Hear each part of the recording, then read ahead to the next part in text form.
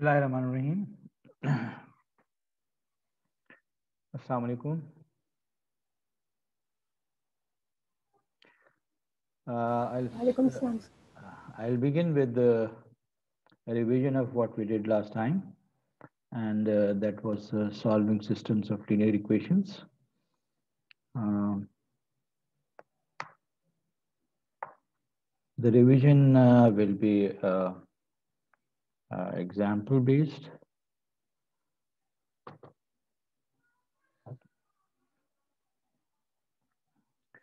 We visited the method of solving system of linear equation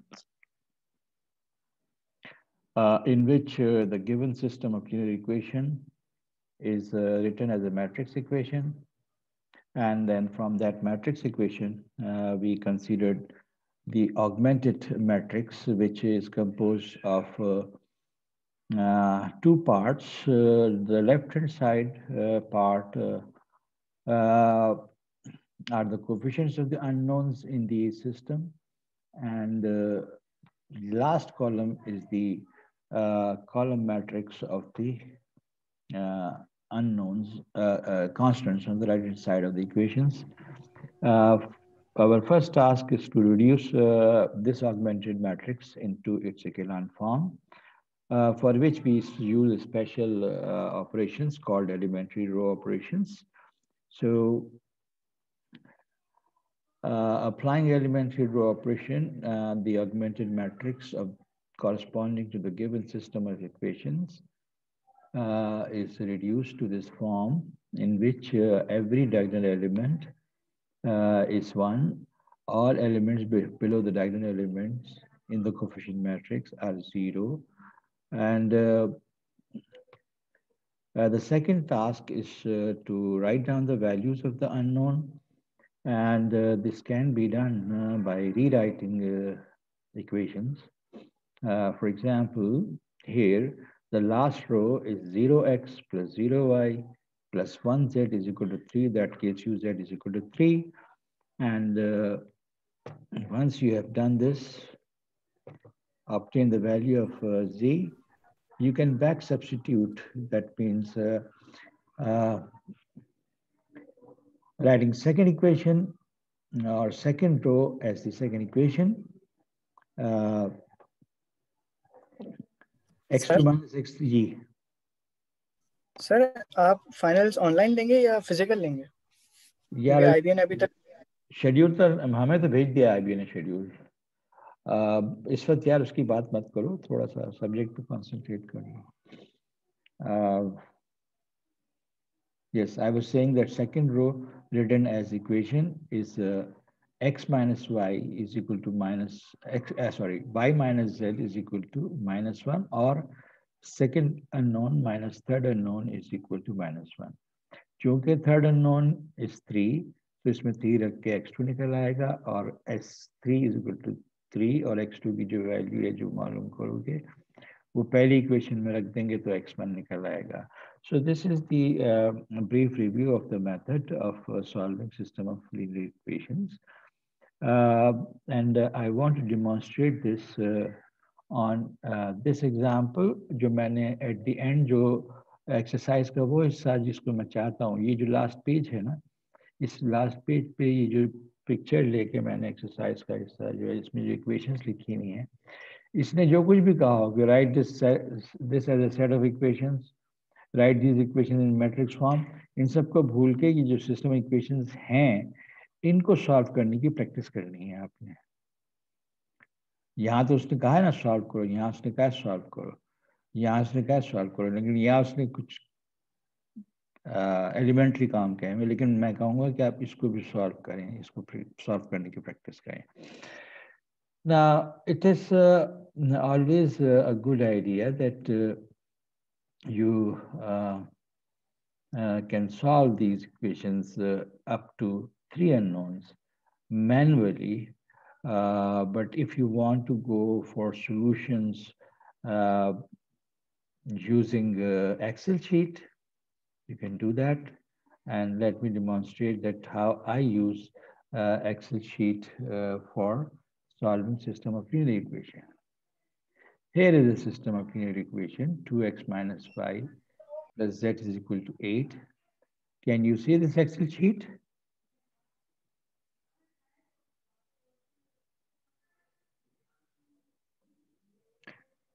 Would you Yes, please? sir.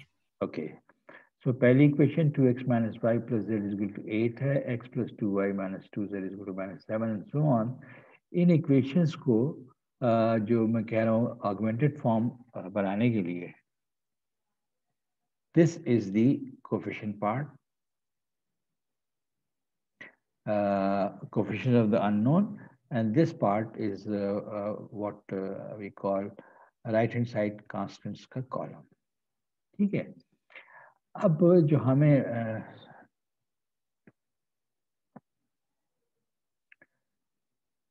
काम दिया हुआ है, हमें हमारा जो ऑब्जेक्टिव है वो इस सिस्टम को सॉल्व करना है. इस सिस्टम को सॉल्व करने के लिए हमें इकोनॉन फॉर्म लानी है, यानी first element of the first row should be 1. अगर पहले कॉलम में कहीं 1 अवेलेबल है, we see that in second equation x को कोफिशिएंट 1 है, तो आप इक्वेशन इंटरचेंज कर दें, and that is exactly what I have done. तो जो सेकंड रो थी वो मैंने फर्स्ट प्लेस पे लिख दी, जो फर्स्ट रो थी वो मैंने सेकंड प्लेस पे लिख दी, and the new form is a form which we can say that is inching towards the echelon form of this matrix. Now, after that, what you need is to convert the elements of this first row leading element. Leading element हमने किसको कहा था कि पहला non zero element जो कि 1 हो. In general हम इसको कहते हैं कि ये फर्स्ट डायगोनल एलिमेंट ये है. इसके नीचे के सारे एलिमेंट्स को जीरो बनाना है, लेकिन only using appropriate elementary row operation. तो इस एलिमेंट को जीरो बनाने के लिए it will be nice that कि मैं पहली इक्वेशन को जो कि पहली रो है उसको -2 से मल्टीप्लाई करके सेकंड में ऐड कर दूं.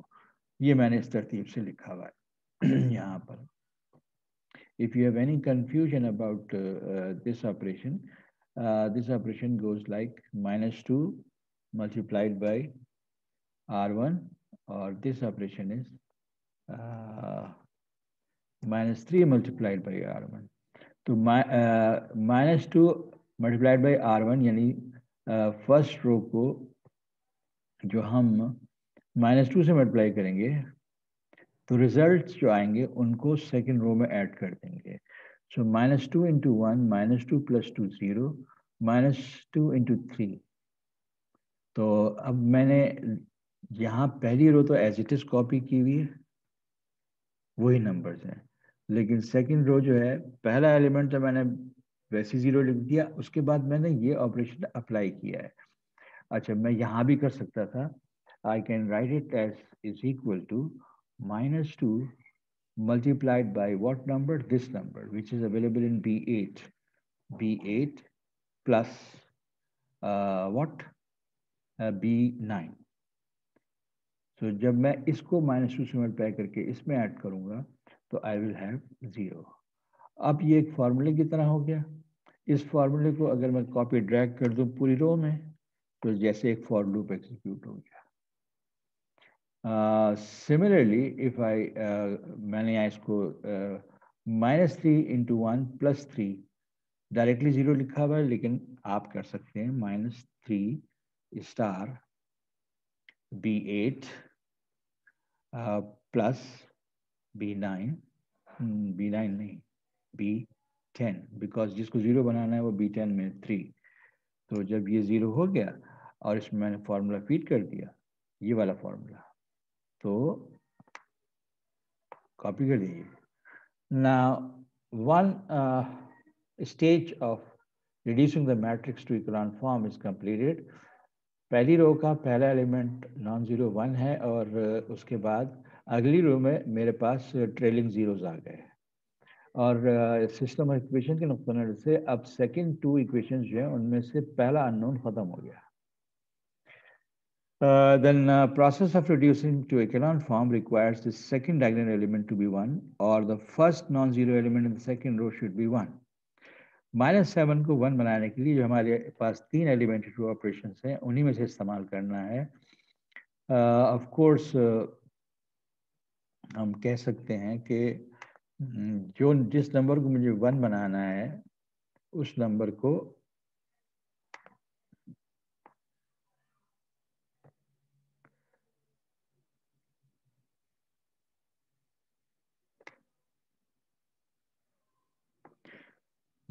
मुझे 1 बनाना है उस नंबर को उसी के रेसिप्रोकल से मल्टीप्लाई कर दीजिए. अच्छा जी, जब मैंने उसी के रेसिप्रोकल यानी -1/7 से मल्टीप्लाई किया तो सिर्फ इसको नहीं पूरी रो को मल्टीप्लाई करना. So we have whole row divided by -7 and this is the ultimate form of the second row जब हमने second diagonal को 1 में convert किया using this operation. -1/7 into R2 या R2 divided by -7. जैसे ही सेकंड डायगोनल एलिमेंट 1 हो गया यानी लीडिंग एलिमेंट बन गया उसके नीचे के एलिमेंट को 0 बनाना है. सो इस एलिमेंट को 0 बनाने के लिए अगर मैं सेकंड रो को 7 से मल्टीप्लाई करूं और इसमें ऐड कर दूं तो ये 0 हो जाएगा. So this operation is now applied and यहाँ मैंने फिर मैं ख्याल इसको 0 डायरेक्टली पुट किया हुआ है क्योंकि मुझे पता है 7 मल्टीप्लाइड बाई 1 एडेड टू -7 0 होगा. लेकिन यहाँ फिर मैंने पूरा ऑपरेशन इस्तेमाल किया है, फॉर्मूला फीड किया है. 7 times this number 7 times D19 added to D20. So similarly that is copied here, 7 times E19 added to E20. And another step of reducing the system of equation or the corresponding augmented matrix into echelon form is completed except for the third row का first non zero element जो है 4 के बजाय 1 होना चाहिए. इसका मतलब है थर्ड रो को 4 से डिवाइड कर दूं. जब थर्ड रो को 4 से डिवाइड किया तो third row in fact is now representing equation z is equal to 3, whereas second equation is representing y minus this number into z is equal to the right hand side constant. और पहली equation है x plus 3y minus 2z is equal to -7. इसके बाद जो आपने back substitution करना है तो z तो 3 ही रहा. y की वैल्यू निकालने के लिए आप फॉर्मूला क्या इस्तेमाल करें? ओह सॉरी,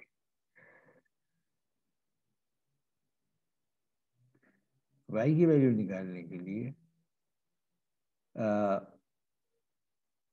आपने जो कुछ इस्तेमाल करना है वो है E27 and E27 means this number यानी दिस नंबर. और इस पार्ट को राइट साइड पे ले आइए. इस पार्ट को जब आप राइट साइड पर लाएंगे तो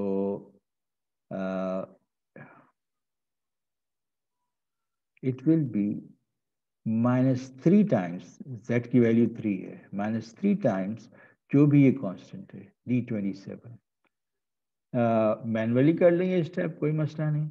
इसी तरह x की वैल्यू निकालनी है तो z और y की वैल्यू आ चुकी है तो z और y की वैल्यू इसमें रखें और x निकाल लें.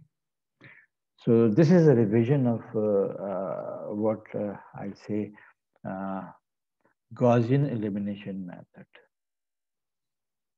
Okay, इन जो लोग लीनियर अलजेब्रा पढ़ चुके हैं उनके लिए ये कोई नई बात नहीं होगी, और जो अब पढ़ रहे हैं वो ऑलरेडी हो सकता है आधा सेमेस्टर गुजर गया ये सब पढ़ चुके हों. तो जहाँ जहाँ हमें system of linear equation solve करना है हम ये गॉसियन एलिमिनेशन मेथड जिसका first step given set of equation से ऑगमेंटेड मैट्रिक्स बनाना और ऑगमेंटेड मैट्रिक्स को इक्लान फॉर्म में रिड्यूस करना, इक्लान फॉर्म में रिड्यूस करने के बाद उसको बैक सब्स्टिट्यूशन से अननोन्स की वैल्यूज निकालना। इस प्रोसेस में आपको हर दफा सिचुएशन ऐसी मिलेगी कि जो प्रॉब्लम्स हम डील कर रहे हैं इस सब्जेक्ट में कि कोफिशिएंट मैट्रिक्स जो है वो स्क्वायर मैट्रिक्स होगा और रिडक्शन के बाद तीनों डायगोनल एलिमेंट्स 1 1 1 हो जाएंगे। अगर इनमें से कुछ डायगोनल एलिमेंट 1 में कन्वर्ट नहीं होते, 0 हो जाते हैं, तो क्या होता है, that is a subject of, that is concern of study of linear algebra. हम उसमें टाइम नहीं लगा रहे। What other thing we studied last time was an iterative method for solving system of linear equations and Gauss-Jacobi and Gauss-Seidel। मगर हमने कहा था कि ये मेथड जो हैं आइटरेटिव मेथड्स, इनकी कंडीशन है और इनकी कंडीशन ये है ना, कंडीशन फॉर व्हाट, कि मुझे एक सिस्टम ऑफ इक्वेशन पर जब अपने कोई भी आइटरेटिव मेथड लगाऊंगा तो वो आइटरेटिव मेथड सिस्टम इक्वेशन के सॉल्यूशंस पे कन्वर्ज करेंगे या नहीं करेंगे। किस कंडीशन में जरूर करेंगे, और वो कंडीशन ये है कि सिस्टम डायगोनली डोमिनेंट हो। मैंने ये टर्म लास्ट टाइम डिस्कस की थी और यहाँ इस लाइन में डायगोनली डोमिनेंट को मैथमेटिकल लैंग्वेज में डिफाइन किया गया है।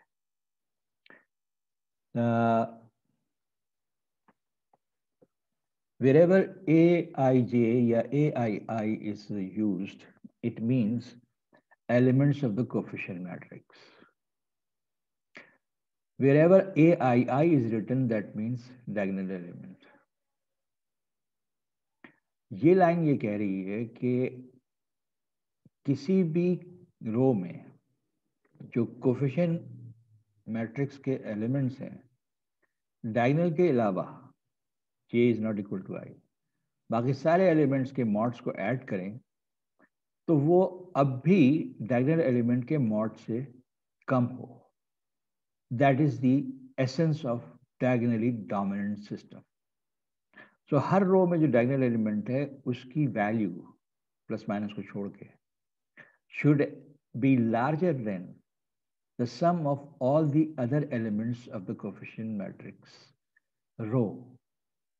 पहली रो में पहले रो के कोफिशिएंट्स, दूसरी रो में दूसरी रो के कोफिशिएंट्स का मुकाबला diagonal element, second diagonal element, तीसरी रो में कोफिशिएंट मैट्रिक्स के सारे एलिमेंट्स जो हैं उनका सम सेकंड डायगोनल एलिमेंट यानी a22 से छोटा होना चाहिए।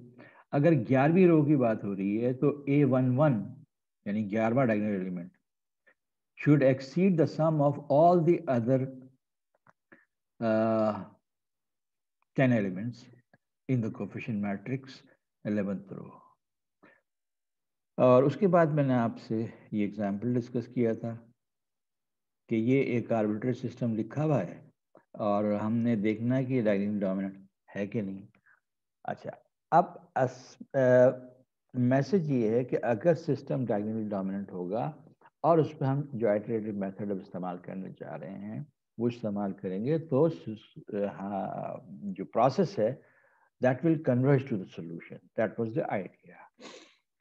तो जो भी सिस्टम हमें दिया जाए हम उस पर ये गौर करेंगे कि ये डायगोनली डोमिनेंट है कि नहीं है।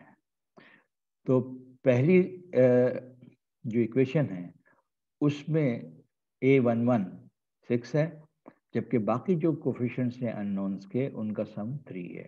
तो यहाँ तक तो ठीक है, लेकिन ये जगह ये इक्वेशन गड़बड़ है क्योंकि डायगोनल एलिमेंट 2 है और ये भी इक्वेशन गड़बड़ है कि डायगोनल एलिमेंट 2 है और बाकी का सम जो है वो ग्रेटर देन 2 है। लेकिन हम गौर करते हैं कि सेकेंड और थर्ड इक्वेशन को इंटरचेंज कर दें तो हमारे पास सिस्टम डायगोनली डोमिनेंट बन जाता है। ये इक्वेशन सेकेंड प्लेस पे और सेकेंड इक्वेशन थर्ड प्लेस पे, 7 यहाँ आ जाएगा, -5 यहाँ आ जाएगा। अब ये सिस्टम डायगोनली डोमिनेंट है। पहला डायगोनल 6, बाकी तमाम कोफिशिएंट्स के मॉड्स का सम लेस देन 6। दूसरा डायगोनल 7, बाकी तमाम कोफिशिएंट्स के मॉड्स का सम लेस देन 7। तीसरा डायगोनल एलिमेंट का मॉड 5 और बाकी तमाम कोफिशिएंट्स के मॉड्स का सम लेस देन 5। अब ये डायगोनल डोमिनेंट है। अब अगर मैं इस पर आइटरेटिव सिस्टम लगाता हूं तो वो कन्वर्ज करेगा। Now this formula, in fact this is a set of formulas, I is equal to 1 से लेके n तक। इसको मैं सिंबॉलिकली दिखाऊं आपको थोड़ा सा। न्यूमेरिकली जब हम काम कर रहे हैं तो ये करना बहुत आसान काम है, लेकिन जब मैनुअली काम कर रहे होते हैं तो हमें चीज़ों को बहुत सारी चीज़ों को लिखना पड़ता है। So let me show you on this कि मेरा सिस्टम जो है that is technically a11 x1 plus a12 x2 plus a13 x3 is equal to b1, a21 x1 plus a22 x2 plus a23 x3 is equal to b2, a31 x1 plus a32 x2 plus a33 x3 is equal to b3। Original system मेरा इस form में है। अगर ये diagonal dominant है, इसका मतलब है mod of a11 is greater than mod of a12 plus mod of a13, और mod of a22 is greater than mod of a21 plus mod of a23, and similarly a33 is greater than sum of the mods of a21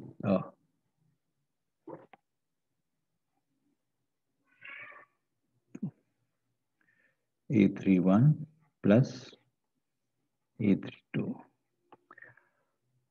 अब देखो, अगर मैं इन equations को लिखूं किस तरह से, पहली इक्वेशन में x1 को सब्जेक्ट बनाऊं तो वो क्या होगी, b11 divided by a11 minus 1 upon a11 sum of what, sum of these two terms, so a12 x2 plus a13 x3। दूसरी इक्वेशन से अगर मैं x2 को सब्जेक्ट बनाऊं तो क्या होगा, b2 divided by a22 minus 1 upon a22, x2 के अलावा बाकी दोनों टर्म्स राइट साइड पे चली जाएंगी, तो a21 x1 plus a23 x3, and last equation से x3 को सब्जेक्ट बनाना है, so that will make it b3 divided by a33 minus 1 upon a33, और लेफ्ट साइड से x1 और x2 की टर्म राइट साइड पे गई, तो a31 x1 plus a32 x2। अब ये जो इक्वेशंस हैं इनको मैं कलेक्टिवली लिखना चाहता हूं, तो मैं कलेक्टिवली लिखता हूं xi इज इक्वल टू, जो इंडेक्स ये है वही इंडेक्स यहाँ पे आ रहा है, जो इंडेक्स ये वही इंडेक्स यहाँ पे आ रहा है, जो इंडेक्स ये वही यहाँ पे आ रहा है, तो b i upon a i minus 1 upon a i. Right side पे जो सम्स आ रहे हैं वो कैसे आ रहे हैं, मैं अब समेशन साइन इस्तेमाल करूंगा, I इज इक्वल टू 1 से लेके 3 तक है, लेकिन आप देखें कि अननोन के कोफिशिएंट जो है 1 नहीं आ रहे पहली में, सेकंड में अननोन का कोफिशिएंट जो है वो 2 नहीं आ रहा, थर्ड में अननोन का कोफिशिएंट जो है वो 3 नहीं आ रहा। सो इसका मतलब ये है कि अननोन के जो कोफिशिएंट है वो i के बराबर नहीं होना चाहिए। लिहाजा अब मैं पहले अननोन लिख दूं xi, नहीं, इसको लिखूंगा मैं xj into aij।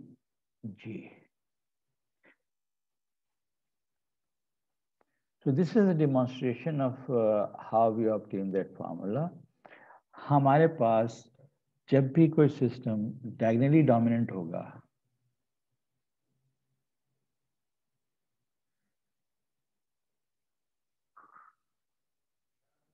whenever our system is diagonally dominant, हम पहली इक्वेशन से पहले अननोन को सब्जेक्ट बना लेंगे, दूसरी इक्वेशन से दूसरे अननोन को सब्जेक्ट बना लेंगे, तीसरी इक्वेशन से तीसरे अननोन को सब्जेक्ट बना लेंगे, and then we will work out on these equations. Okay? कैसे वर्कआउट करेंगे, that was described in 2 ways. Back to system of linear equations. तो मैंने अभी इस फॉर्मूले की फॉर्मेट जो है वो आपको डिस्क्राइब की है, और प्रॉब्लम हमारे पास जो एट हैंड है, इस फॉर्म में आने के बाद x1 को सब्जेक्ट बना लें, x2 को सब्जेक्ट बना लें, x3 को सब्जेक्ट बना लें, तो ये वाली फॉर्म आ जाती है। तो x1 एक तरफ, बाकी सब कुछ दूसरी तरफ, x2 एक तरफ, बाकी सब कुछ दूसरी तरफ, x3 एक तरफ, बाकी सब कुछ दूसरी तरफ। इसके बाद हमारा जो एल्गोरिथम है वो ये है कि अब वो सेट ऑफ इक्वेशन जिसमें x1, x2, x3 सब्जेक्ट बने हुए हैं और बाकी सब दूसरी तरफ है, तो हम देखते हैं राइट साइड पे x1, x2, x3 सब इन्वॉल्व हैं। तो पुराने I'll start with this choice all the time for the values of x1, x2, x3, 0, 0, 0. तो अगर हम राइट साइड पे x1, x2, x3 की जगह 0, 0, 0 रखते हैं, तो x की नई वैल्यूज जो हैं वो ये वाले कॉन्स्टेंट्स आएंगे, क्योंकि दिस वेरिएबल पार्ट जहां भी x1, x2, x3 है सब जगह 0 रख दिया, तो ये वैल्यूज आ गई। उसके बाद नेक्स्ट टाइम राइट साइड पे हर जगह जहां x1, x2, x3 है, ये x1, ये x2, ये x3 रख दिया, तो नई x1, x2, x3 की वैल्यूज आ जाएंगी। दिस इज जैकोबी मेथड, कि जो हमने पिछली आइट्रेशन में x1, x2, x3 की वैल्यू निकाली थी, अगली आइट्रेशन में वही वैल्यू इस्तेमाल की हमने, और x1, x2, x3 की नई वैल्यूज आ गई। फिर जो x1, x2, x3 की यहाँ वैल्यूज हैं उनको राइट साइड पे रखा, और नई x1, x2, x3, and we see that this converges to 2, 1, 1, यानी x1 is 2, x2 is 1 and x3 is 1. मैंने आपको इसका एक्सेल इम्प्लीमेंटेशन भी दिखाया था, और इसकी एक वेरिएशन जो डिस्कस की थी वो ये कि मैंने यहाँ 0, 0, 0 रखा, x1 की वैल्यू आ गई नहीं। अब सेकेंड इक्वेशन में x1 इन्वॉल्व हो रहा है, तो x1 में पुरानी वैल्यू यानी 0 रखने के बजाय जो नई वैल्यू आ गई वो रख दें। जब तक कि किसी अननोन की नई वैल्यू नहीं आई है तब तो पुरानी रखें, लेकिन जैसे ही किसी अननोन की नई वैल्यू आ गई तो फिर वो नई वैल्यू रखें। तो सेकेंड इक्वेशन में x1 आ चुका, तो x1 की नई वैल्यू रखेंगे, x3 नहीं आया, वो पुरानी वैल्यू रखेंगे। लेकिन लास्ट इक्वेशन में जिसमें लास्ट अननोन है, तो उससे पहले जितनी भी अननोन है उन सब की नई वैल्यूज आ चुकी हैं, तो जो नई वैल्यूज आई हैं वो रखेंगे। That is Gauss-Seidel method. With this revision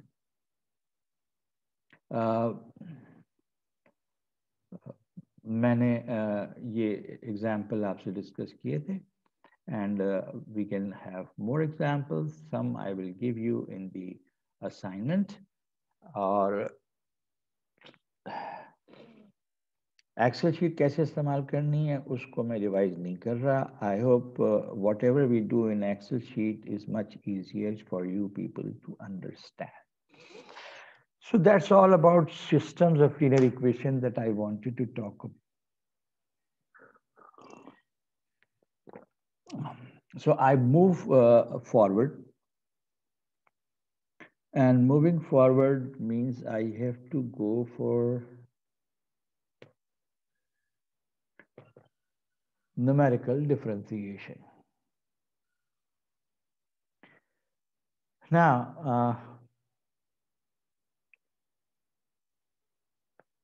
the idea is कि जब हमारे पास कुछ डेटा होता है जिस पर हम इंटरपोलेशन कर रहे हैं,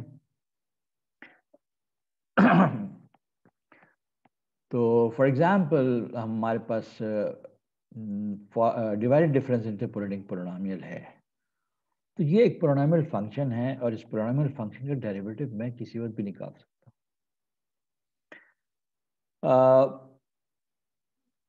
अगर डिवाइडेड डिफरेंस इंटरपोलेटिंग पोलिनोमियल है तब भी, और फॉरवर्ड डिफरेंस इंटरपोलेटिंग पोलिनोमियल है तब भी। हाँ, डिवाइडेड डिफरेंस इंटरपोलेटिंग पोलिनोमियल में जो अननोन है वो x ही होता है, और आप आउटपुट का डेरिवेटिव निकालेंगे तो जो डेरिवेटिव की टेक्निक्स आपने सीखी हैं वो इस्तेमाल करेंगे। For example x minus constant का डेरिवेटिव बनाएगा, इसके साथ एक और कांस्टेंट कोएफिशिएंट है तो कांस्टेंट कोएफिशिएंट अपनी जगह रहेगा। यहाँ पे x माइनस एक्स नॉट है और x माइनस x1 का प्रोडक्ट है, तो ये दो लीनियर फंक्शंस का प्रोडक्ट है। You know product rule u into v, तो आप u इंटू वी लगा के इसका डेरिवेटिव लिखेंगे। यहाँ तीन लीनियर फंक्शंस का प्रोडक्ट है, तो u इंटू वी इंटू डब्ल्यू कैसे डेरिवेटिव लेते हैं वैसे इस्तेमाल करेंगे। जबकि फॉरवर्ड डिफरेंस इंटरपोलेटिंग पोलिनोमियल है तो उसमें x नहीं आता, उसमें s आता है। तो हमने निकालना तो होगा पोलिनोमियल जो कि इन टर्म्स ऑफ s लिखा होगा, डेरिवेटिव उसका विद रिस्पेक्ट टू x ही निकालना होगा। उसके लिए क्या करेंगे वो, हाँ, before I start this journey, let me tell you one thing important. Whenever we talk about numerical differentiation, we are guided by interpreting polynomial formulas, especially the formula for the divided difference interpreting polynomial and the formula for the forward difference है, यानी unequally space data होगा तो मैं divided difference interpreting polynomial से derivative के लिए result हासिल करूंगा, और अगर इक्वली स्पेस डेटा होगा तो फिर मैं फॉरवर्ड डिफरेंस के लिए, that is a sort of A convention कह लीजिए, रिवायत कह लीजिए, ट्रेडिशन कह लीजिए, वट एवर, कि हम डिफरेंशिएशन के फॉर्मूले इसी से डिराइव करते हैं जब तक कि हमारा डेटा जो है उसमें एक इंडिपेंडेंट वेरिएबल और एक डिपेंडेंट वेरिएबल है। हाँ, अगर हमारे पास डिपेंडेंट वेरिएबल एक हो, इंडिपेंडेंट ज़्यादा हो, या डिपेंडेंट भी ज़्यादा हो और इंडिपेंडेंट भी ज़्यादा हो, which is beyond the scope of this course, तो फिर हम और चीज़ों के बारे में सोच सकते हैं कि डेरिवेटिव लेते हुए क्या करें। लेकिन जो भी करते हैं उस सिचुएशन में भी, that is all based on what we are going to develop in this particular chapter.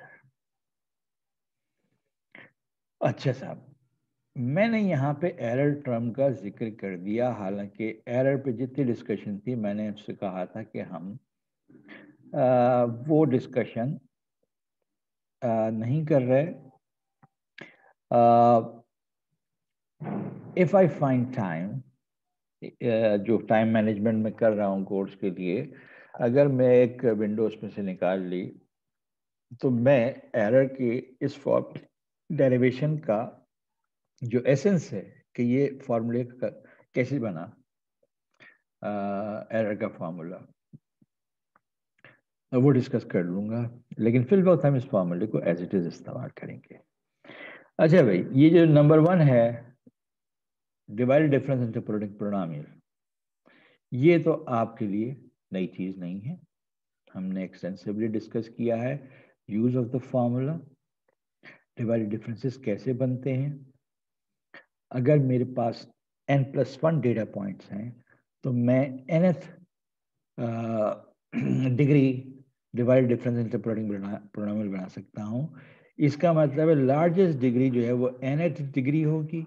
nth degree का मतलब है यहाँ x minus x not x minus x one की तरह की कि n टर्म्स होंगी, n linear terms multiplied together make nth degree polynomial. For example, this is linear polynomial as a second term, this is second degree polynomial as a third term, this is third degree polynomial as the fourth term, and n plus 1th term is the nth degree polynomial. That makes the whole polynomial nth degree polynomial. Error term में देखें, index 0 से शुरू के n तक जा रहा है, इसका मतलब यहाँ n+1 लीनियर फैक्टर्स का प्रोडक्ट है जो कि इससे एक ज्यादा है. What's the rest of it? That is all constant. तो डेरिवेटिव में इसका रोल तो नहीं होगा, लेकिन ये कांस्टेंट खुद क्या है? लेकिन यहाँ nth ऑर्डर डिवाइड डिफरेंस लिखा हुआ है. Very soon we will seeing that first order divided difference is like first derivative, second order divided difference like second derivative. So nth order divided difference will be like nth derivative. Whereas here there is n plus 1th derivative. किस function का? इस function का जिक्र यहाँ कहीं नहीं किया गया. क्यों नहीं किया गया? ये जो n डिग्री पोलिनोमियल फंक्शन है, जब मैं इसको सिंप्लीफाई करूं, यानी इन टर्म्स को सब मल्टीप्लाई करके एक पोलिनोमियल फंक्शन बना लो, और ना भी बनाऊं, मेरे डेटा के पीछे कोई ना कोई फंक्शन है. सो टू कीप इट सिंपल, ये f जो है ये यही n डिग्री पोलिनोमियल है जिसका n+1th डेरिवेटिव लिखा हुआ है. किस पॉइंट पर? एक ऐसे पॉइंट पे जिसकी सिंबल मैंने ग्रीक लेटर ईटा लिया है, जो हमारे पास डेटा पॉइंट्स हैं x0 से xn तक, और जिस पॉइंट पे हम इंटरपोलेशन करते हैं वो तो x खुद x0 से लेके xn तक कहीं मौजूद है, तो ये ईटा भी उसी के दरमियान कहीं मौजूद है, and divided by n+1 factorial. I'll not go waste too much time in the structure of this derivative term, this error term. More important is how we write down the derivative. चलो भाई, एक एक term का derivative लिखना शुरू करते हैं. y0 पहली टर्म है, y0 कांस्टेंट टर्म है, a point in the data. So that constant differentiated give you the result 0.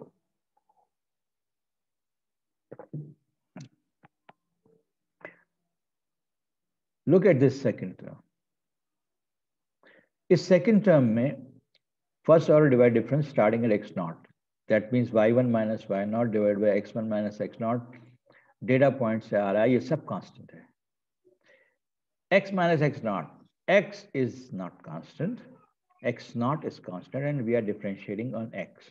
So x minus x0 का डेरिवेटिव 1 आ जाएगा. So इस टर्म का डेरिवेटिव फर्स्ट ऑर्डर डेरिवेटिव आ गया, फर्स्ट ऑर्डर डिवाइड डिफरेंस आ गया. As both first order divide difference और x0 constant है, लिहाजा इतना बचा. सेकेंड टर्म और third term that involve second order divide difference. यहाँ पे u इंटू वी है और उसके साथ एक कांस्टेंट है, तो कांस्टेंट को तो अलग कर लो. u इंटू वी का फॉर्मूला लगाओ. तो x minus x0 as it is, x minus x1 का derivative 1 plus x minus x1 as it is, or x minus x0 का derivative 1. चुनाचे this is the derivative of the third term. अगर मैं इस term पे गौर करूं तो अब ये लिखी जा सकती है 2x minus x0 minus x1. तो प्रोडक्ट रूल हमने u इंटू वी का लगा के ये हासिल किया. एक चीज और हम नोट करते हैं कि अगर x की जगह x0 हो जाए, इस x की जगह और इस x की जगह अगर हम x0 रख दें तो x0 माइनस x0 कैंसिल हो गया, x0 माइनस x1 बचेगा. तो ये एक रिड्यूस्ड फॉर्म हो गई इस टर्म के डेरिवेटिव की when x is equal to x0. अच्छा है ना, इसके आगे बढ़े। अगली टर्म जो थी, इसमें 3 लीनियर टर्म्स का प्रोडक्ट है। When I have product of 3 linear terms and a constant, constant as it is. अब इन 3 में से एक वक्त में एक ही टर्म का डेरिवेटिव लेंगे। मैंने क्या किया, x minus x not x minus x one को एज इट इज छोड़ा और x माइनस एक्स टू का डेरिवेटिव लिया जो कि 1 है, राइट। उसके बाद मैंने x माइनस एक्स नॉट को एज इट इज छोड़ा, x माइनस एक्स टू को एज इट इज छोड़ा और x माइनस एक्स वन का डेरिवेटिव ले लिया। सो ये आ गया। Then I have a product of 3 terms. तो अगली दफा, आखिरी दफा, x माइनस एक्स वन को एज इट इज छोड़ा, x माइनस एक्स टू को एज इट इज छोड़ा और x माइनस एक्स नॉट का derivative 1। So I see that the product of 3 linear factors has now gets converted into what? Sum of the products of 2 linear factors. So this we have done using U into V rule on this product of 3 linear factors. Derivative तो हमने लिख लिया। अगर मैं ये derivative लिखना चाहूँ x is equal to x not पे, तो x is equal to x not, ये term x not minus x not खत्म हो जाएगी, ये term x not minus x not खत्म हो जाएगी। So these two terms will survive. So the derivative of this fourth term of the interpolating polynomial evaluated at x is equal to x naught will be only this. इस तजर्बे से गुजरने के बाद हमने क्या सीखा लॉजिकली? यहां 3 लीनियर टर्म्स का प्रोडक्ट था जिसका कि मैंने डेरिवेटिव लिया। डेरिवेटिव के अंदर क्या आया? 3 टर्म्स का सम आया और हर टर्म में 2 टर्म्स का प्रोडक्ट है। इसका मतलब है derivative of 3 linear terms gets converted into sum of 3 terms, 0 to 0 1 2 3 terms। Her term जो है वो 2 टर्म्स का प्रोडक्ट है। पहली दफा यहां पे जो लिखा हुआ है उसमें x2 नहीं है, यहां पर x1 नहीं है, यहां पे x0 नहीं है, जबकि हमने जिस तरतीब में लिखा है ये सबसे पहले, ये उसके बाद, ये उसके बाद। So when I take the product of term that involves derivative of term that involves product of 3 linear terms, मेरे पास 3 टर्म्स का सम आता है जिनमें से हर टर्म में 2 टर्म्स का प्रोडक्ट है। So I generalise this into this form. और अगर इसमें x की जगह x नॉट रख दूं तो ये आ जाएगा, सिर्फ एक बचेगा।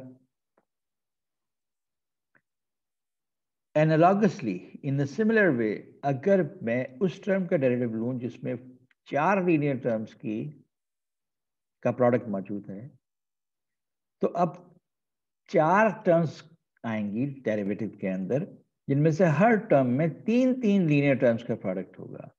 तो instead of repeating this whole process of taking derivative u into v into डब्ल्यू और यहाँ पे u इंटू वी इंटू डब्ल्यू इंटू समथिंग एल्स, 4 फैक्टर्स हैं, तो मैंने बजाय टर्म बाय टर्म डेरिवेटिव लेने के, टर्म बाय टर्म डेरिवेटिव लेने का जो रूल 3rd डिग्री टर्म से डिड्यूस किया था वो 4th डिग्री टर्म पे लगा दिया और उसमें x is equal to x naught रख दूं तो that will be only 1 term और दैट विल प्रोडक्ट ऑफ पिछली दफा this was product of 2 terms, this time it will be product of 3 terms and so on.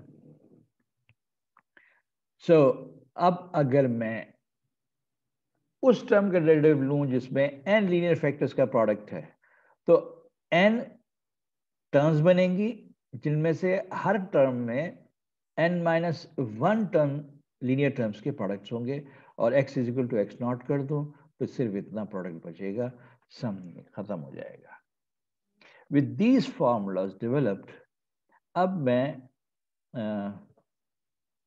For academic completion error term का derivative लिख रहा हूं।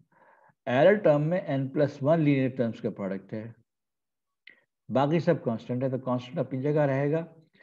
n+1 linear terms का जो product है उसमें n+1 टर्म्स बनेंगी और हर टर्म के अंदर n लीनियर फैक्टर्स का प्रोडक्ट होगा।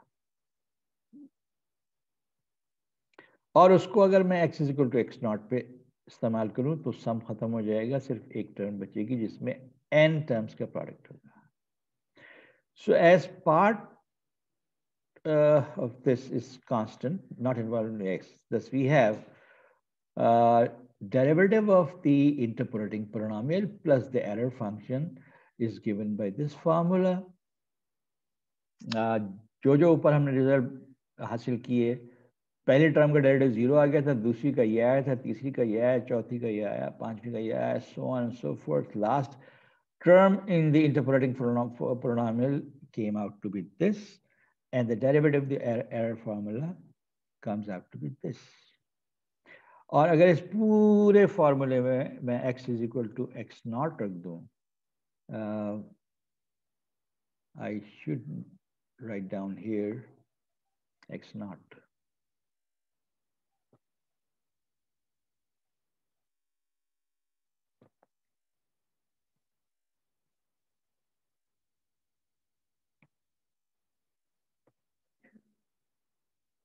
कि मैं डेरिवेटिव निकाल के यहाँ पे x0 रख दूं तो अब ये फॉर्मूला बचेगा।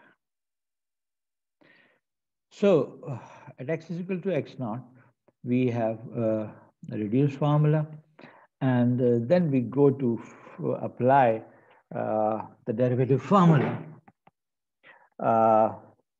on an example.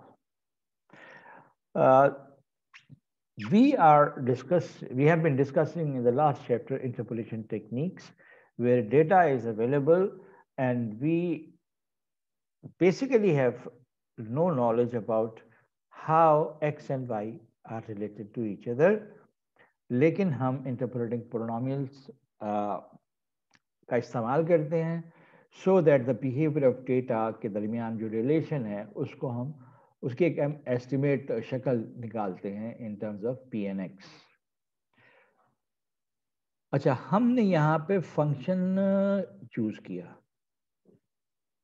खुद से,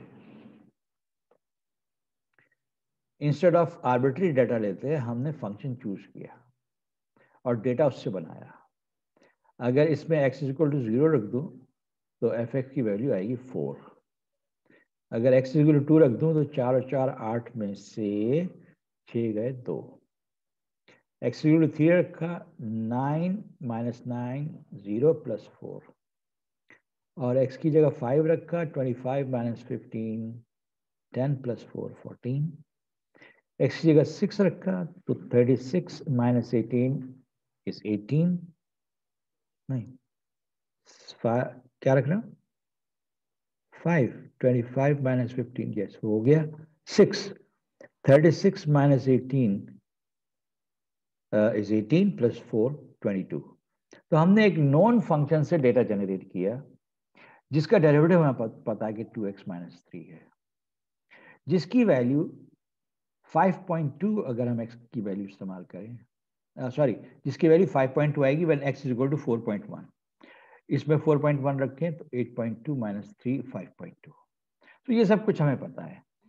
हम चाहते हैं कि इस नॉन सिचुएशन का हम कंपैरिजन करें when we take an estimate of the derivative using the technique that we have just developed. अच्छा जी, क्या कहा जा रहा है? In the following, a divided difference table is developed for some points on the graph of this function. Using the derivative formula up to third order of divided difference interpolating polynomial, find an estimate of the derivative at x = 4.1. अच्छा जी, third order divided difference interpolating polynomial. जब मैं third order divided difference interpolating polynomial इस्तेमाल करूंगा तो उसका derivative जो है वो क्या हो, कितने ऑर्डर का होगा? जी जनाब। सर 2 का ऑर्डर होगा, सेकेंड ऑर्डर का होगा। जब सेकेंड ऑर्डर का होगा तो मैंने second order, first order term, second order term लिखी सिर्फ, बाकी ये जो लिखा है ये एरर टर्म है। Okay, so here we don't have, नहीं मैंने थर्ड ऑर्डर ही लिखा है, लेकिन डेरिवेटिव सेकंड ऑर्डर होगा। मैंने एक वर्ड्स देख लें एग्जाम्पल के, using the derivative formula up to third order. अच्छा, डेरिवेटिव तो सेकंड ऑर्डर आएगा, लेकिन हमसे कहा गया derivative formula up to third order इस्तेमाल करें, तो हम derivative formula up to third order इस्तेमाल कर रहे हैं। So leaving out the error term हम नहीं कंसिडर कर रहे। अच्छा जी, अब मेरे पास ये फॉर्मूला है, अगर मैं x is equal to x naught इस्तेमाल करूं तो फॉर्मूला रिड्यूस हो जाता है। जहां डेरिवेटिव फंक्शन के अंदर यानी इंटरपोलेटिंग पोलीनोमियल का जो डेरिवेटिव है, जहां जहां x है वहां वहां x नॉट रख दें तो हमारे पास ये सूरत हाल आ जाती है।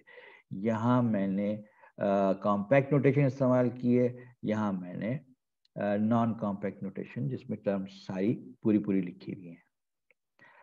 और इस नॉन कॉम्पैक्ट सिचुएशन में नहीं, ये जो है ये तो यहाँ पे बिला वजह लिखा हुआ है, x is equal to x naught वाला, इसकी क्या जरूरत है?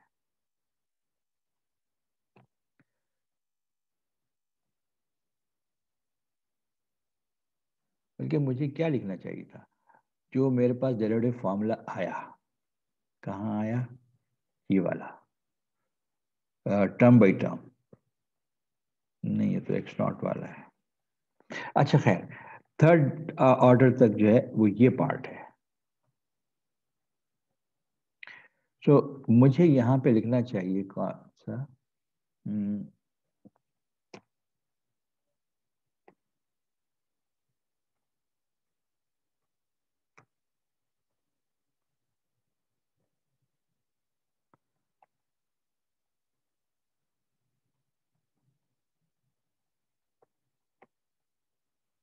कि मैं इस ये कैलकुलेट कर रहा हूँ। अच्छा जी, बल्कि हाँ ये भी मुझे करेक्ट करना चाहिए, x equal to x not पे नहीं बल्कि एक्स पर कर रहा हूँ।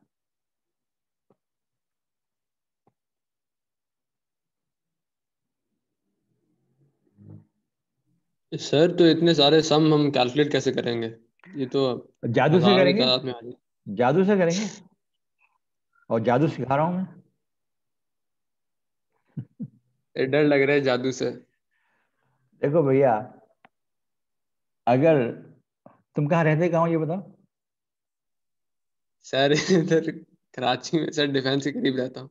डिफेंस के करीब रहते हो? अच्छा, यानी अंदर, हाँ अंदर। डिफेंस के अंदर रहते हो। मैं तुम्हें औरंगी टाउन छोड़ा हूँ, सही है सर। डर लगेगा? कीमाड़ी छोड़ा हूँ, डिपेंड करेगा सर। कीमाड़ी छोड़ा हूँ, नहीं सर, खिमाड़ी में डर नहीं लगेगा। मंगो पीर, हाँ शायद थोड़ा थोड़ा। चीजावतनी। पता नहीं सर, इसे बता नहीं भाई सकता। जब भी इंसान नए इलाके में जाता है कुछ ना कुछ डरता है, और डरने का मतलब क्या होता है, मतलब I have to find my way towards whatever objective I have. तो जब मैं नए इलाके में जाता हूँ और अपने ऑब्जेक्टिव के लिए कदम उठाने की कोशिश करता हूँ तो मुझे नहीं समझ में आता यार किधर जाऊँ। बिल्कुल ऐसे ही होता है जब आपके सामने कोई नई टेक्निक आती है तो वो भी एक नए इलाके की तरह होती है। आपने अपना ऑब्जेक्टिव कैसे हासिल करना है ये आपको सिखाया जा रहा है। तो नई चीज आएगी तो आपके सामने है। हम नई चीज आज तक पढ़ते हैं तो हमें डर लगता है, दिमाग लगाते हैं, 2 दफा एरर 3 दफा एरर होती है, चौथी पांचवी दफा जाके कुछ रिजल्ट सामने आता है, फिर पता चलता है हाँ यार ये ऐसे काम करता है। अच्छा, मैं ये समझा रहा था कि मैंने जो भी फॉर्मूला डेवलप किया है मुझे उसका थर्ड ऑर्डर पार्ट इस्तेमाल करना है, क्योंकि मुझे इस एग्जांपल में कहा गया है कि using derivative formula up to third order. तो जो डेटा और डिवाइडेड डिफरेंस निकालने थे वो मैंने निकाल के रख दिए हैं। अब मैंने वो फॉर्मूला लिखा है जो कि थर्ड ऑर्डर एस्टिमेट है डेरिवेटिव का, ये भी बिल्कुल इक्वल नहीं है, यहाँ पे आना चाहिए एस्टिमेट के लिए what should I use? I should use this. अच्छा, अब मेरे पास फर्स्ट ऑर्डर डेरिवेटिव है, सेकंड ऑर्डर डेरिवेटिव है, थर्ड ऑर्डर डेरिवेटिव है टेबल के अंदर। मेरे पास x0, x1, x2 है कहाँ? टेबल के अंदर। मैं यहाँ पे कितने पॉइंट्स इस्तेमाल कर रहा हूँ, यानी इंडाइसिस वैल्यूज कितनी इस्तेमाल कर रहा हूँ? x0 इस्तेमाल कर रहा हूँ, x1 इस्तेमाल कर रहा हूँ, x2 इस्तेमाल कर रहा हूँ। इसका मतलब कितने पॉइंट इस्तेमाल कर रहा हूँ? Let me force you to think about it. ये जो फॉर्मूला मेरे सामने लिखा हुआ है, x0 आपको कहाँ नजर आ रहा है? यहाँ पे subscript of y divided difference में, क्योंकि ये divided difference starting at x0 है, ये divided difference starting at x0 है, ये divided difference starting at x0 है। x0 एक्सप्लिसिटली नहीं है, इम्प्लिसिटली मौजूद है इसमें। और क्या मौजूद है डेटा से? x1 मौजूद है और x2 मौजूद है। इसके अंदर y1 भी मौजूद है, y2 भी मौजूद है। So I have many things, लेकिन बेसिक x वैल्यूज कितनी मौजूद हैं इस फॉर्मूले में? 3 है ना सर बेसिकली? 3 है। इसका मतलब मुझे डेटा में से 3 x वैल्यूज इस्तेमाल करनी है। और डेरिवेटिव किस पॉइंट पे निकाल रहा हूं मैं? 4.1 पे। तो x की वैल्यू जो है वो x इज इक्वल टू 4.1। तो इस फॉर्मूले में जहां जहां x है वहां वहां मुझे 4.1 रखना है। जहां जहां x1 x2 है वहां टेबल से x1 x2 की वैल्यू उठानी है। अब बेसिकली ये x0 हो जाएगा, ये x1 हो जाएगा और ये x2 हो जाएगा। तो x1 और x2 की जगह 3 और 2 इस्तेमाल करूंगा। और डिवाइडेड डिफरेंस जो मुझे इस्तेमाल करने हैं वो ये पहला, ये दूसरा और ये तीसरा। तीसरा तो 0 है। चलिए साहब, हमने सारी वैल्यूज रख दी। ऐसे कैलकुलेट करेंगे। फर्स्ट ऑर्डर डिवाइड डिफरेंस जो मैंने इस्तेमाल करना है वो ये है। सेकेंड ऑर्डर डिवाइड डिफरेंस जो मैंने इस्तेमाल करना है वो ये है। थर्ड ऑर्डर डिवाइड डिफरेंस जो मैंने इस्तेमाल करना है वो ये है। इसलिए कि मैं ये 3 पॉइंट्स इस्तेमाल कर रहा हूं तो इनके कॉरेस्पॉन्डिंग ये डिवाइडेड डिफरेंसेस हैं वो ये हैं। तीसरा इत्तेफाक से 0 है, और क्यों 0 है इस पर हम बात करते हैं। बाकी जो x माइनस x1 और x माइनस x2 कहां से आ रहा है? और ये मैंने क्या किया है?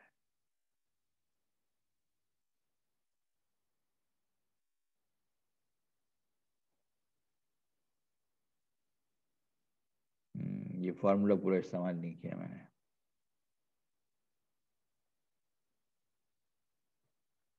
ये फॉर्मूला पूरा नहीं लिखा।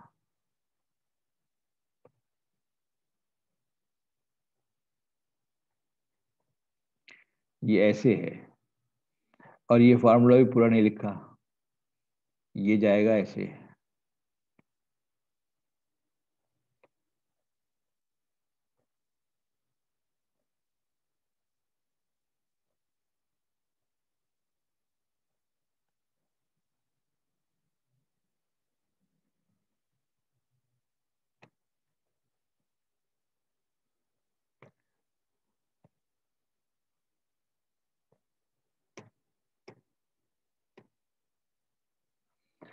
देखो भाई, बिल्कुल प्रिमिटिव फॉर्म में अब फॉर्मूला लिखा है मैंने। ये हो जाएगा x0 माइनस x2 और ये हो जाएगा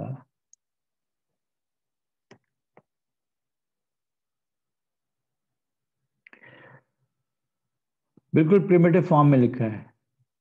what primitive form? First derivative में x minus x0 x minus x1 आ रहे हैं।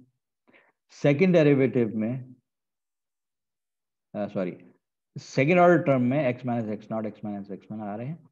और थर्ड ऑर्डर टर्म में x minus x0 into x minus x1 plus x minus x0 in this is it.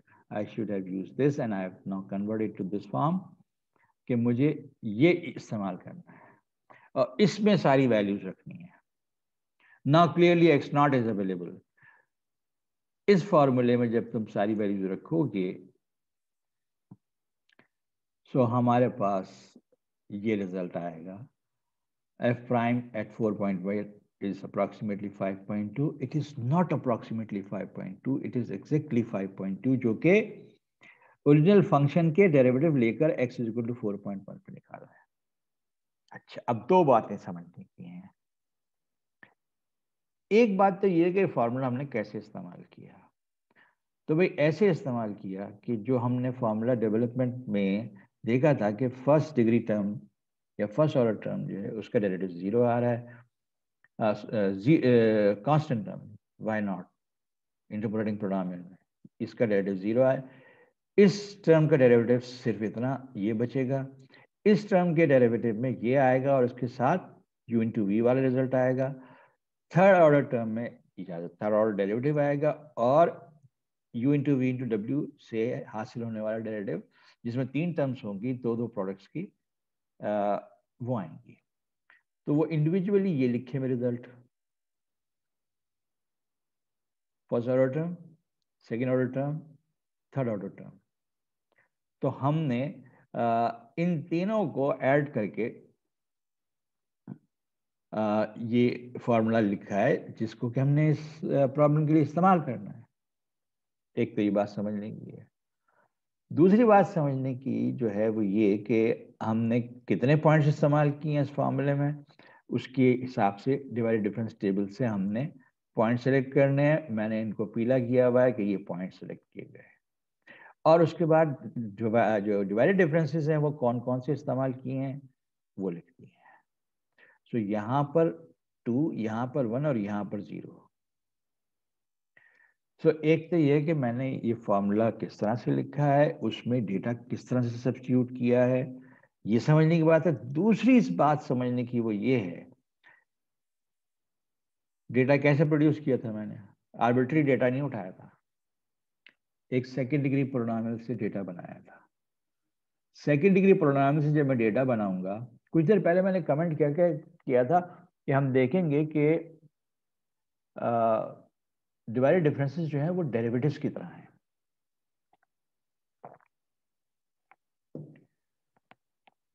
अब ये मेरे पास सेकेंड डिग्री फंक्शन है, इसका डेरिवेटिव फर्स्ट डिग्री फंक्शन। अगर मैं इसको फिर डेरिवेटिव लूं तो क्या रिजल्ट आएगा, what will the derivative of this, 2। Second degree derivative 2 आ गया, थर्ड डिग्री डेरिवेटिव क्या होगा, 0। That is exactly what is seen here in the divided difference table. तो अगर मैं तुम्हें थर्ड डिग्री पोलिनोमियल दे दूं, उससे डेटा जनरेट करूं, तो फोर्थ ऑर्डर डिवाइडेड डिफरेंस जो है वो 0 हो जाएंगे, इसलिए कि data is produced from a polynomial function. Third degree polynomial का डेरिवेटिव फोर्थ ऑर्डर लोगे तो वो 0 हो जाएगा। इसी तरह फोर्थ ऑर्डर डिवाइडेड डिफरेंस जो है थर्ड डिग्री पोलिनोमियल से डेवलप होने वाले डेटा के फोर्थ ऑर्डर डिवाइडेड डिफरेंस 0 होंगे। तो ये जो 0 आए हैं ये इत्तेफाक से नहीं आए हैं, ये इस वजह से आए हैं कि हमने डेटा प्रोड्यूस किया था पोलिनोमियल से। लेकिन अगर मैं आर्बिट्री डेटा लूंगा तो कोई जरूरी नहीं है कि third order derivative divided difference 0 आए, ठीक है। So that is the story about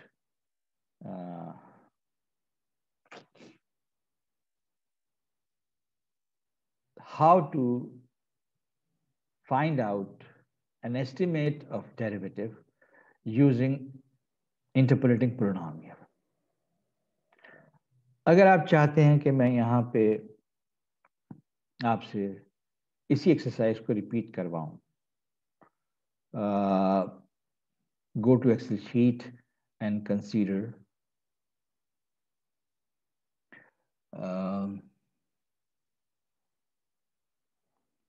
कोई नई शीट लो ना, let us see this works or not. Okay, यहीं पे ले लेते हैं। Arbitrary data x, y, 2, 3, 4.3, 5.9, 7.1, 8.2, arbitrary data 4.5, 1.3, minus 2.1, 0.5, and 3.2. Divided differences बनाए, कैसे बनाते हैं? This y minus this y divided with this x minus this x. So C 42 minus C 41 divided by what? B 42 minus B 41. ये पहला first order divide difference बन गया और ये तमाम पहले फर्स्ट ऑर्डर डिवाइड डिफरेंस बन गए.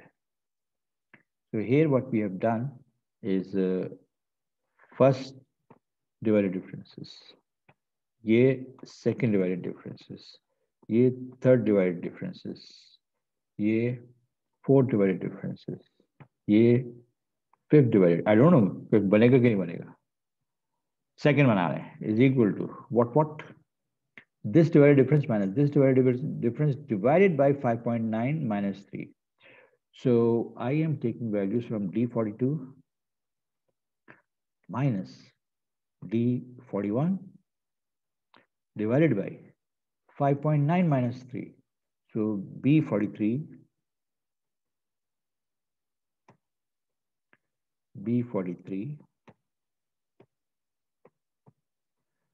minus B41. Second order divided difference बन गया, सारे second order dividers बना दिए.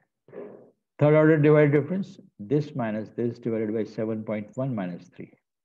So is equal to E42 minus E41 divided by B44 minus B41. Third order divided difference बन गया.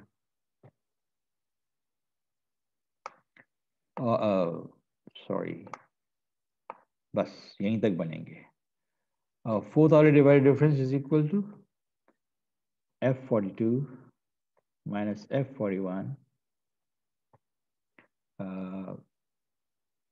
8.2 minus 3. This is the last order divided difference that can be made. So let me write down B45 minus B41. That's it. अब मुझे derivative निकालना है. First कीजिए, मैं कहता हूँ 4.4 पे. So I need f prime at 4.4 और ये डेटा आर्बिट्री है, मुझे नहीं पता ये किस किस्म का फंक्शन है. मैं इसका स्कैटर भी देख लूं. Let me look at the scatter of this data. इस फॉर्म में ले लेता हूं. Oh, this is parabolic. Not exactly, but looking like a parabola. Or I am taking derivative at 4.4. तो 4.4 यहाँ पे कहीं है और यहाँ पे मुझे डेरिवेटिव पॉजिटिव मिलना चाहिए, नेगेटिव.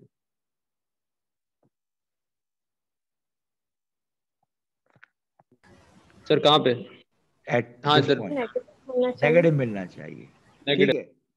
अच्छा, अब हम क्या करते हैं, जरा अपनी वर्ड शीट पे जाते हैं और वर्ड शीट से वो फॉर्मूला उठाते हैं,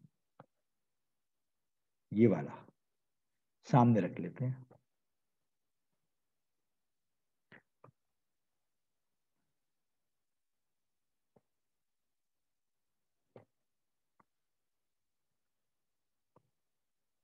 हमने ये इस्तेमाल करना है. अच्छा जी. और हम फर्स्ट 3 पॉइंट्स इस्तेमाल कर रहे हैं. ओके.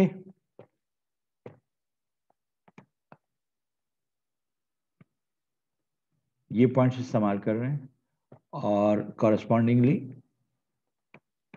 ये डिवाइडेड डिफरेंसेस इस्तेमाल कर रहे हैं. Let us start writing down.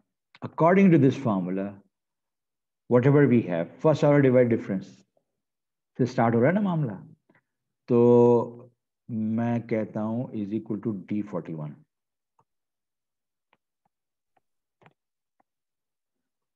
D41 plus अगली टर्म क्या है, second order divide difference plus E41 multiplied by what, x, x क्या है 4.4, सो 4.4 माइनस x1, x1 है 4.3 मल्टीप्लाइड बाई, नहीं मल्टीप्लाई नहीं हो रहा, सम हो रहा है, plus x 4.4 minus what, x2, so what is x2, 5.9. अब ये वाली टर्म कंप्लीट हो गई, अब ये वाली टर्म लिखनी है, plus divide difference third order, तो कहां से आ रहा है, F41 से,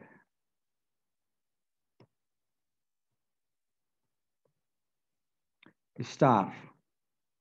Now I have to use double bracket because इस प्रोडक्ट इन जो चीज इससे मल्टीप्लाई हो रही है उसमें सम्स हैं प्रोडक्ट्स के, सो x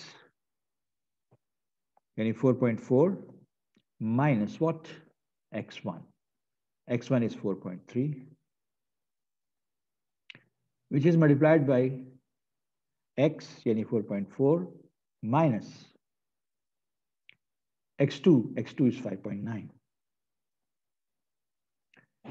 ये पहला प्रोडक्ट लिख लिया मैंने, प्लस दूसरा product x minus x not is 3 multiplied by, अरे यार यहां मल्टीप्लिकेशन का साइन रह गया, एक्सेल नाराज हो जाएगा, और ये भी मुझे मल्टीप्लिकेशन पे नहीं जाना, okay, x minus x not लिख लिया मैंने, x minus x2 4.4 minus x2 and x2 is 5.9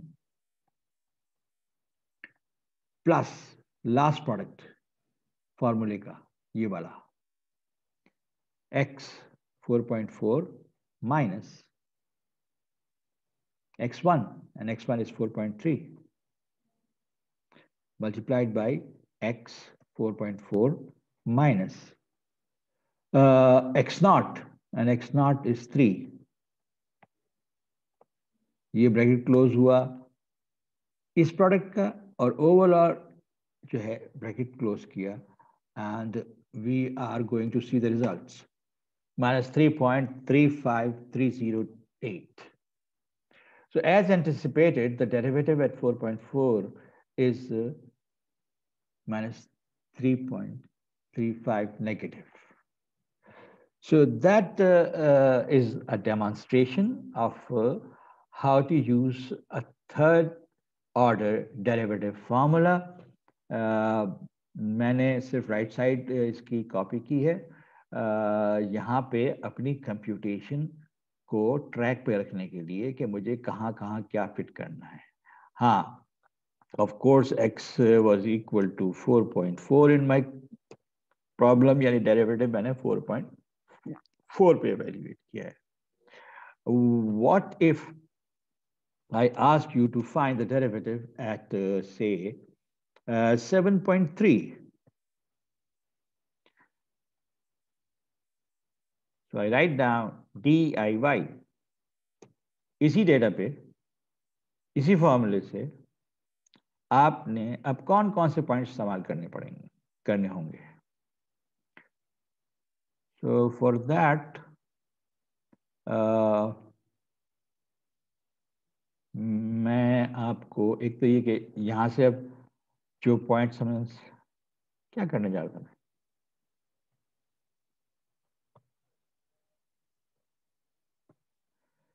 इसमें थोड़ा सा प्रॉब्लम होगा. मैं यहाँ इसको कॉपी नहीं करूँगा क्योंकि अब जो डेटा मैं इस्तेमाल कर रहा हूँ वो ये नहीं है.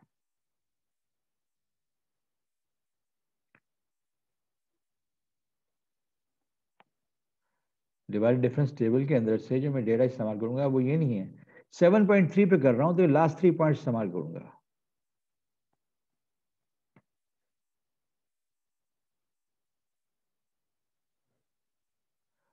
और कौन सी डिवाइडेड डिफरेंस इस्तेमाल करूंगा?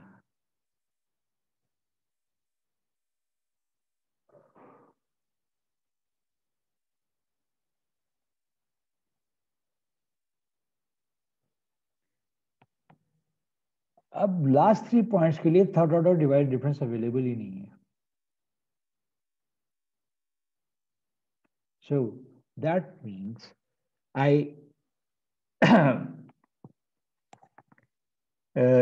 मेरा डेटा जो है वो रेंज से बाहर जा रहा है। इसका मतलब ये है कि मैं अपने सवाल को मॉडिफाई करूं, 7.3 जो है वो रेंज से बाहर जा रहा है, तो मैं इसको 7.3 की बजाय 6.3 कर देता हूं। सर ये आप पार्ट समझाएंगे, ये हाँ, क्या हुआ है अभी? मैं ये कह रहा हूँ, ये तो समझ में आ गया ना कि इस फॉर्मूले को इस्तेमाल करके हमने 4.4 पे डेरिवेटिव कैसे निकाला है, इम्प्लीमेंटेशन ऑफ दिस। सही है सर, ये तो समझ आ गया। अब मैं ये कह रहा हूँ कि इसी डेटा में जी जी। मैं आपको एक एक्सरसाइज दे रहा हूँ कि x = 6.3 पे डेरिवेटिव निकालें। What I'm doing is find f prime at 6.3. This is my question. तो मैंने ये डेटा कॉपी किया यहाँ नीचे, पहले मैंने 7.3 लिखा था, 7.3 का मतलब है ये 3 पॉइंट इस्तेमाल करता। इन 3 पॉइंट से जो डिवाइडेड डिफरेंस टेबल है उसमें थर्ड ऑर्डर है ही नहीं, अवेलेबल ही नहीं है डेटा। इसका मतलब है ये 7.3 is out of our range. Got it? Sir data को हम ऑर्डर नहीं कर सकते किसी तरह से, यानी अच्छा वरना अच्छा। तो इसका मतलब है कि अच्छा, जो आखिरी पॉइंट है, अगर हाँ ठीक है, मतलब आपकी सजेशन ये है कि मैं इस डेटा को एक्सटेंड कर दूं,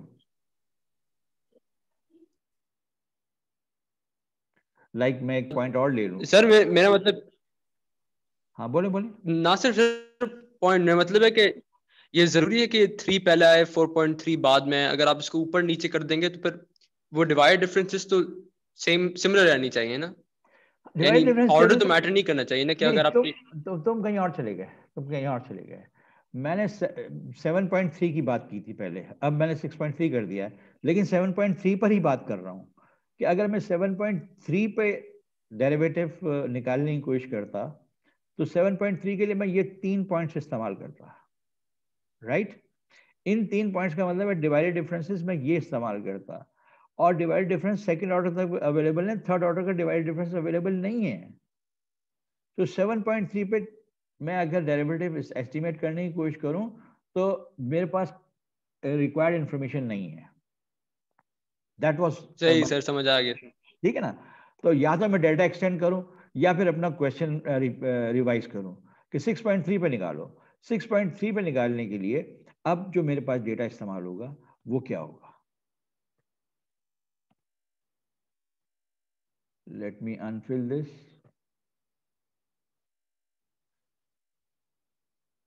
अनफिल दिस।